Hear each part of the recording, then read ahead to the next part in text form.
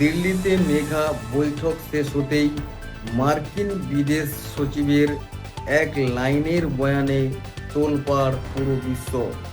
ভারতের বিদেশমন্ত্রী এস জয়শঙ্করের সাথে বৈঠকের পর মার্কিন বিদেশ সচিব মার্কো রুবিও এক চাঞ্চল্যকর ইঙ্গিত দিয়ে বলেন, আগামী কয়েক ঘন্টার মধ্যে বিশ্ববাসী একটা মস্ত বড় সুখবর পেতে চলেছে।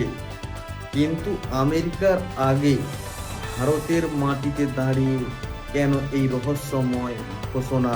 26শে মে দিল্লিতে অনুষ্ঠিত হয়েছিল কোয়াড জোটের মেঘা সম্মেলন।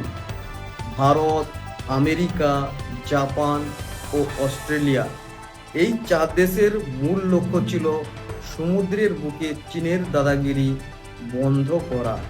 বিশেষজ্ঞরা মনে করছেন এই সুখবর আসলে চীনকে চারিদিক থেকে ঘিরে ফেলার কোনো গোপন মাস্টারস্ট্রোক, অথবা ইরান ও মধ্যপ্রাচ্যের যুদ্ধ থামানোর কোনো আন্তর্জাতিক বড় চুক্তি, যেখানে ভারতের কূটনীতি ভূমিকা সবচেয়ে বেশি। এই বৈঠকের মাঝেই ভারত সরকার সুপ্রিম কোর্টে এক চাঞ্চল্যকর তথ্য স্বীকার করল।